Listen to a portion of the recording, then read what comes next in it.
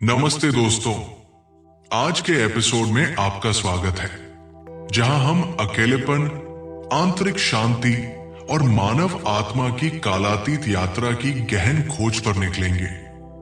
हम जीवन, निर्भरता, स्वयं की प्रकृति और अकेले होने की परिवर्तनकारी शक्ति के बारे में कुछ आकर्षक और विचारोत्तेजक विचारों में गहराई से उतरेंगे।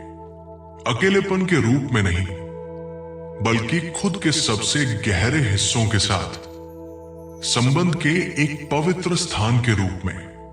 तो आराम से बैठ जाए, शायद एक गर्म कप चाय के साथ, और चलिए सीधे इसमें गोता लगाते हैं। गर्भ और जीवन का सार। एक पल के लिए मां के गर्भ के अंदर की दुनिया की कल्पना करें। ये एक अनोखी, रहस्यमयी जगह है जो पानी से भरी है, लेकिन कोई भी पानी नहीं। ये पानी एप्सम लवण से भरपूर है, इतना घना कि इसमें कुछ भी डूब नहीं सकता। ये यूरोप के प्रसिद्ध मृत सागर जैसा है, जिसे कभी कभी मृत सागर भी कहा जाता है, क्योंकि इसमें नमक की मात्रा इतनी अधिक होती है कि मछलियां भी वहां डूब नहीं सकती या जीवित नहीं रह सकती। जिस तरह मछलियों को तैरने और जीवित रहने के लिए पानी में डूबना पड़ता है, उसी तरह गर्भ में पल रहा बच्चा इस नमकीन, सुरक्षात्मक वातावरण में सहजता से तैरता रहता है। ये पानी से भरा वातावरण ही है जिसकी वजह से गर्भावस्था के दौरान मां का पेट इतना बड़ा दिखाई देता है। ये न केवल बच्चे के बढ़ने की वजह से है, बल्कि बच्चे के चारों ओर मौजूद इस पौष्टिक पानी की मात्रा की वजह से भी है। ये वातावरण बच्चे के विकास और सुरक्षा के लिए मौलिक है। दिलचस्प बात यह है कि गर्भवती महिलाओं को अक्सर नमकीन खाद्य पदार्थों की लालसा होती है। ये सिर्फ एक आकस्मिक लालसा नहीं है, ये शरीर और गर्भ में नमक के संतुलन को बनाए रखने की जैविक इच्छा है। ये लालसा इतनी तीव्र हो सकती है कि कुछ महिलाएं मिट्टी या दीवारों से चूने के प्लास्टर जैसी अपरंपरागत चीजें भी खा लेती हैं, क्योंकि इन पदार्थों का स्वाद नमकीन होता है। ये प्राकृतिक लालसा इस बात पर प्रकाश डालती है कि इस खारे वातावरण के माध्यम से मां और बच्चे का कितना गहरा संबंध है। समाधि टैंक, गर्भ जैसी शांति का प्रवेश द्वार। समाधि टैंक नामक एक आकर्षक अवधारणा है, एक संवेदी अभाव टैंक जो पानी से भरा होता है, जो मां के गर्भ में नमक की सांद्रता की नकल करता है। जब कोई व्यक्ति इस टैंक में तैरता है तो उसे भारहीनता और शांति की असाधारण अनुभूति होती है। आप सचमुच डूब नहीं सकते, आप सहजता से तैरते हैं, पानी और हवा के बीच लटके हुए, केवल एक श्वास नली से जुड़े हुए, बिल्कुल वैसे ही जैसे एक बच्चा मां की ऑक्सीजन आपूर्ति से जुड़ा होता है। इस टैंक में कुछ घंटे भी बिताने से मौन, स्थिरता और गहन शांति का एक अनूठा अनुभव होता है। लोग अक्सर इसे गर्भ में होने की शांतिपूर्ण स्थिति में वापसी के रूप में वर्णित करते हैं। दिलचस्प बात यह है कि कई ध्यान तकनीके अभ्यासियों को टैंक जैसी बाहरी सहायता की आवश्यकता के बिना गहरी आंतरिक शांति की समान स्थिति में लाने का लक्ष्य रखती है। संक्षेप में, समाधि टैंक परम एकांत का प्रतीक है। बाहरी विकर्षणों और शोर से पूरी तरह से कटे हुए, शुद्ध स्थिरता में डूबे हुए और जीवन के स्रोत से आंतरिक रूप से जुड़े हुए होने की स्थिति। मानव जीवन में एकांत की सुंदरता, गर्भ का अनुभव 9 महीने का पूर्ण मौन और एकांत होता है। बच्चा न तो डरता है, नहीं चिंता करता है, नहीं वो सामाजिक विकर्षणों या मनोरंजन में शामिल होता है। ये अवधि पूर्ण शांति की होती है और ये मानव स्वभाव को गहराई से आकार देती है। तो इसमें कोई आश्चर्य की बात नहीं है कि गहराई से हर इंसान का एकांत की ओर स्वाभाविक झुकाव होता है। हम अकेले होने के क्षणों का आनंद लेने और लाभ उठाने के लिए तैयार हैं। सामाजिक जीवन के शोर, अपेक्षाओं और निर्भरताओं से मुक्त क्षण। हालांकि जिस क्षण हम दुनिया में पैदा होते हैं, नाटक शुरू हो जाता है। हम तुरंत दूसरों पर निर्भर होने लगते हैं। मां का दूध, देखभाल और सुरक्षा। ये निर्भरता हमारे मानस पर एक स्थायी छाप छोड़ती है।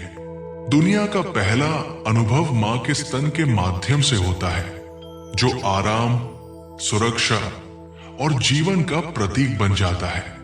खजुराहो की मूर्तियों से लेकर कोणार्क की नक्काशी तक सभी संस्कृतियों के कलाकारों, कवियों और मूर्तिकारों ने मां के स्तन का अनंत काल तक जश्न मनाया है, क्योंकि ये आदिम अनुभव हम सभी को गहराई से प्रभावित करता है। निर्भरता का जटिल नृत्य। निर्भरता मानवीय रिश्तों का एक मूलभूत हिस्सा है। एक मार्मिक कहानी साझा की गई है, जिसमें एक बुजुर्ग व्यक्ति अपने जीवन के अंतिम पड़ाव पर है। 78 साल जीने और बहुत कुछ अनुभव करने के बावजूद वो एक महिला के स्तन को देखने के लिए एक गहरी लालसा और जुड़ाव को स्वीकार करता है। वही जुड़ाव जो बचपन में उसे अपनी मां के स्तन से था। ये लालसा इतनी शक्तिशाली है कि बुढ़ापे में भी ये सांत्वना और जीवन शक्ति का स्रोत बनी हुई है। फिर भी निर्भरता एक दो तरफा सड़क है। रिश्तों में, विशेष रूप से विवाह में, एक जटिल अंतरक्रिया होती है, जहां दोनों साथी एक दूसरे को अलग अलग तरीकों से निर्भर बनाते हैं।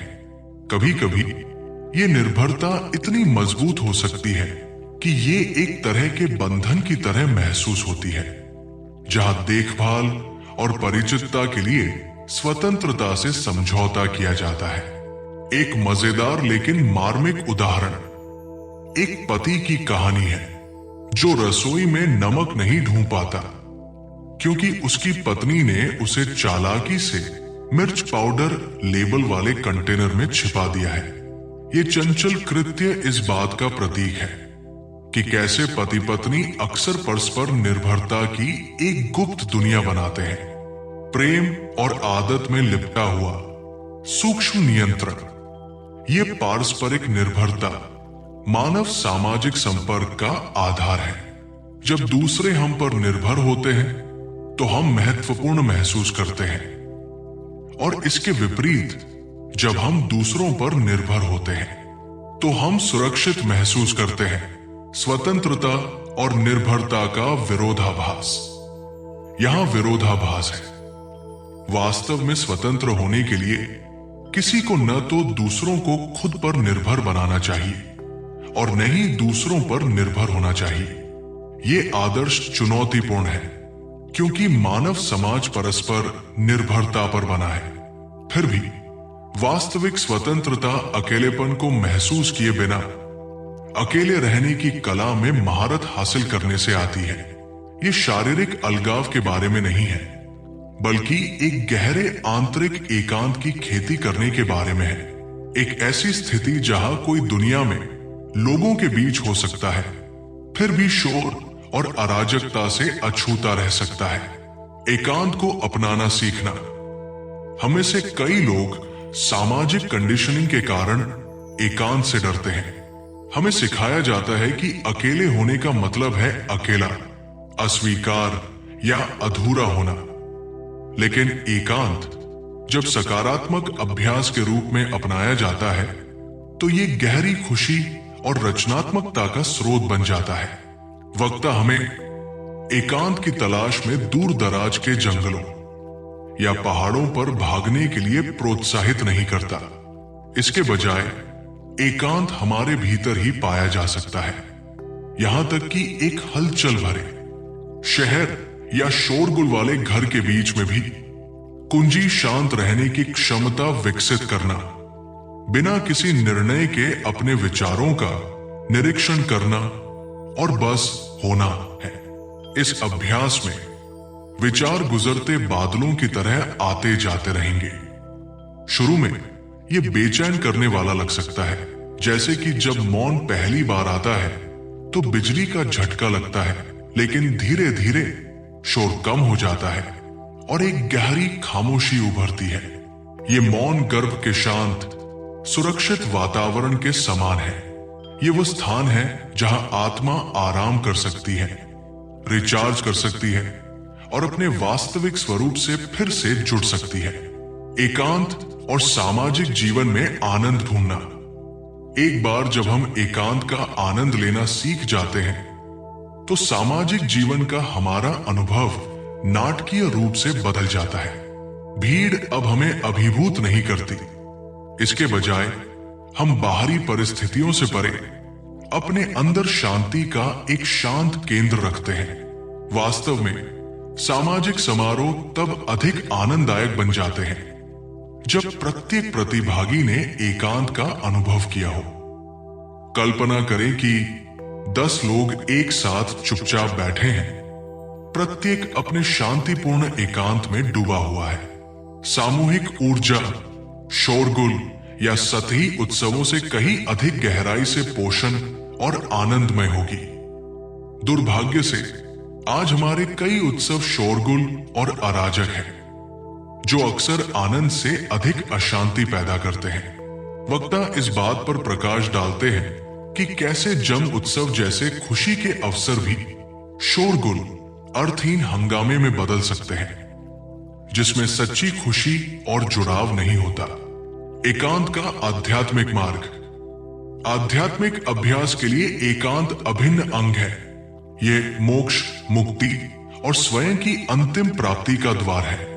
संतों और ऋषियों ने लंबे समय से ईश्वर से मिलन की खोज करने से पहले खुद के साथ अकेले रहना सीखने के महत्व पर जोर दिया है।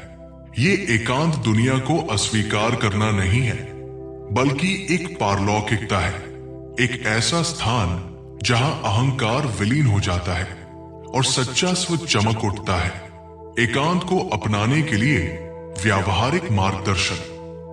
हम अपने व्यस्त जीवन में इस पवित्र एकांत को कैसे विकसित कर सकते हैं? वक्ता कुछ सरल लेकिन गहन सलाह देते हैं। हर दिन ऐसे पल खोजें जब आप पूरी तरह से शांत और स्थिर रहें। अपने विचारों को बिना चिपके या दूर धकेले उनका अवलोकन करें। खुद को साक्षी बनने दें, जैसे आसमान में बादलों को गुजरते हुए देखना। मानसिक बकबक या निर्णय में शामिल न हो। शुरुआती असुविधा और बेचैनी को प्रक्रिया के हिस्से के रूप में स्वीकार करें। समय के साथ ये अभ्यास गहरा होगा और शांति स्वाभाविक रूप से पैदा होगी। जब मन अंततः मौन में बस जाता है तो ये गर्भ में वापसी की तरह होता है। अनंत सुरक्षा, शांति और आनंद का स्थान। आगे की यात्रा, प्रतिबद्धता और समर्पण। एकांत की यात्रा के लिए प्रतिबद्धता की आवश्यकता होती है। कठिनाइयों के बावजूद नहीं रुकने या नहीं हारने का संकल्प। वक्ता ने इसे स्वयं के मंदिर में बैठने के रूप में खूबसूरती से वर्णित किया है, जब तक कि परिवर्तन पूरा न हो जाए। यह समर्पण निष्क्रिय त्याग नहीं है, बल्कि प्रक्रिया की सक्रिय आनंदपूर्ण स्वीकृति है। यह विश्वास करते हुए कि दिव्य धारा हमें घर की ओर ले जा रही है। यह धीरे धीरे खुलने का मार्ग है, जाने देने और प्राप्त करने का नृत्य, सच्चे स्व को खोजने के लिए स्वयं को खोना। निष्कर्ष, एकांत का उपहार। अंत में एकांत को सजा या अकेलेपन की स्थिति के रूप में नहीं, बल्कि एक अनमोल उपहार के रूप में अपनाएं। ये वो उपजाऊ भूमि है जहां से आनंद, रचनात्मकता और सच्ची स्वतंत्रता विकसित होती है। एकांत में अपने अंतरतम स्व को खोजें। दुनिया को शोरगुल और अराजक होने दें, लेकिन अपने आंतरिक अभयारण्य को अछूता, शांत और उज्जवल रहने दें। याद रखें, सबसे बड़ी खुशी उन लोगों को मिलती है जो अकेले रहने की कला सीखते हैं। और जो अपने जीवन के हर पल में उस शांति को साथ लेकर चलते हैं। एकांत और मानवीय अनुभव के ज्ञान में इस गहन गोता लगाने के लिए मेरे साथ जुड़ने के लिए धन्यवाद। अगली बार तक आपको अपनी अनूठी यात्रा में शांति और आनंद मिले।